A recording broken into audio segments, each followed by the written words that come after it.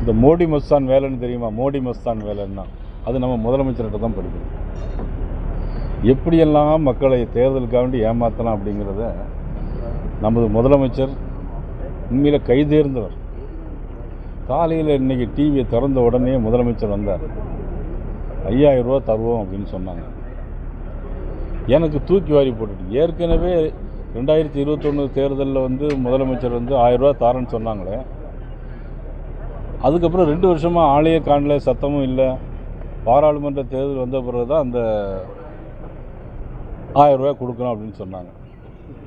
28 மாதம் ஆச்சு கிட்டத்தட்ட. அப்போ ஒவ்வொரு குடும்ப பெண்களுக்கும்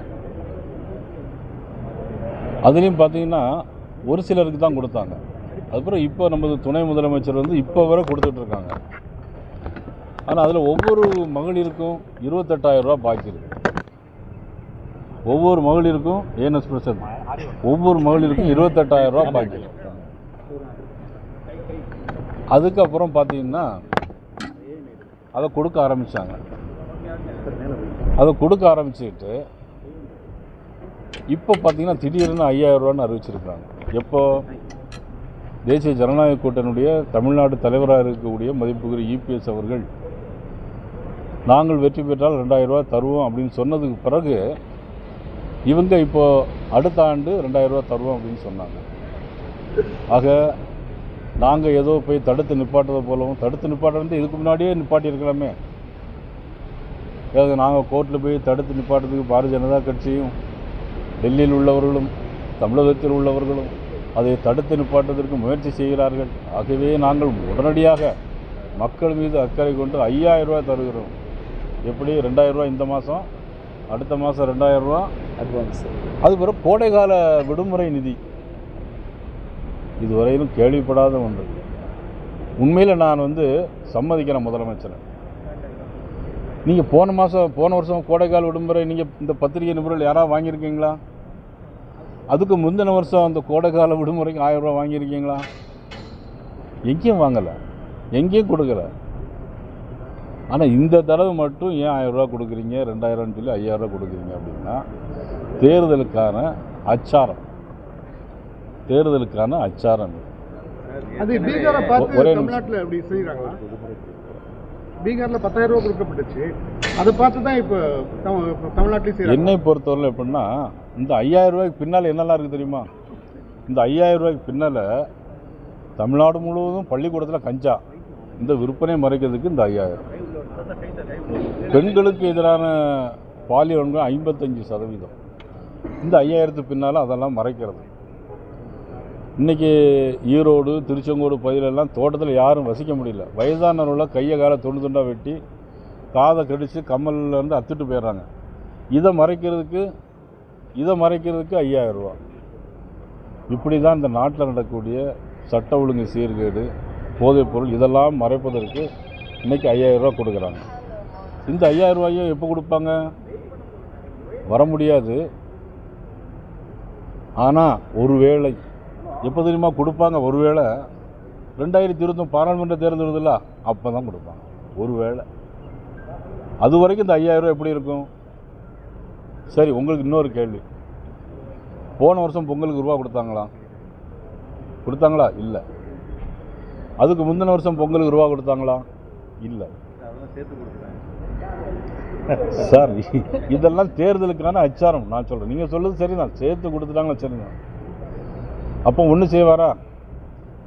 இந்த 5000 ரூபா அடுத்த 5 வருஷத்துக்கு, அடுத்த 60 மாதத்திற்கு, 60 மாதத்துக்கு 5000 ரூபாச்சு ஒவ்வொரு குடும்பம் ஒட்டுமொத்தம் முதலே கொடுத்துருவாங்களா? வந்த உடனே சேர்த்து கொடுப்பாங்களா? நீங்கள் சொன்ன மாதிரி சேர்த்து கொடுப்பாங்களா?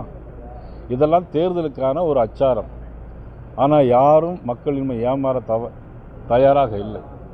ஆகவே இவர் கோடை காலத்திற்கு 1000 ரூபாய் விடுமுறை கொடுத்திருக்கிறார்கள். தமிழக மக்கள் 2026 தேர்தலில் இவர்களுக்கு விடுமுறை ஒட்டுமொத்தமாக கொடுப்பார்கள் என்று நான் சொல்லிக் கொள்கிறேன். சார், அமித்ஷாவுடைய வருகை தமிழ்நாட்டில் எந்த அளவுக்கு ஒரு மாற்றத்தை ஏற்படுத்தும்? புதிய கட்சி கூட்டணிக்கு வர வாய்ப்பு இருக்கா? சார், அமித்ஷா மாதிரி ஒரு அமைச்சரையோ ஒரு மிகப்பெரிய ஒரு சக்தியை யாரும் பார்க்க முடியாது. அவர் ஒரு முறையும் வருவார் போவார், ஆனால் ஏதாவது மாற்றம் தானாகவே நடக்கும். நீங்கள் ஆர்டிகிள் 370 கொண்டு வந்தவர் அமித்ஷா அவர். அது மட்டுமல்ல, இன்றைக்கி பெஹல்காமில் நடந்த பிரச்சனைக்கு பாகிஸ்தானை குறிவச்சு தாக்கி அடிச்சு வேறு எந்த ஒரு நாடும் ஏனென்று கேள்வி கேட்க முடியாத அளவிற்கு தன்னுடைய திறமையின் மூலமாக இந்த இந்திய நாட்டை வல்லரசு நாடாக உருவாக்குவதற்கு மாற்றிக்கொண்டிருக்கின்ற மாபெரும் தலைவர்கள் நரேந்திர மோடியும் உள்துறை அமைச்சர் அமித்ஷா அவர்கள். இதில் மாற்று கருத்து யாருக்குமே இருக்க முடியாது. இந்திய நாட்டிற்கே பெருமை, உலகத்திற்கே பெருமை. அவள் எப்போ வந்தாலும் ஒரு மாற்றம் நடக்கத்தான் செய்யும். ஏற்கனவே 9 லட்சம் கோடி கடன் இருக்குது சார் தமிழகத்துக்கு. திமுக அதிமுக மாற்றி வாக்குறுதிகள் கொடுக்குறாங்க.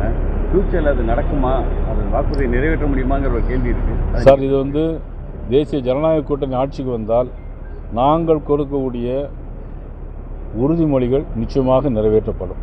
அது எந்த விதத்தில் நிறைவேற்றும். ஆனால் அவர்களால் முடியாது. 4.5 லட்சம் கோடி கடன் வைத்திருந்து போன பிறகு இவர்கள் 5 லட்சம் கோடி கடன், இன்றைக்கி 9 லட்சம் கோடி கடன். ஒவ்வொரு தனி மனிதனுக்கும் 1 லட்ச ரூபாய்க்கு மேலே தனியாக கடன் வச்சுட்டு போயிருக்காங்க. இவருடைய நிர்வாக திறமையின்மை இன்றைக்கு தமிழகத்தில் வெளிப்பட்டிருக்கிறது. ஏமாற்று வேலை வெளிப்பட்டிருக்கிறது.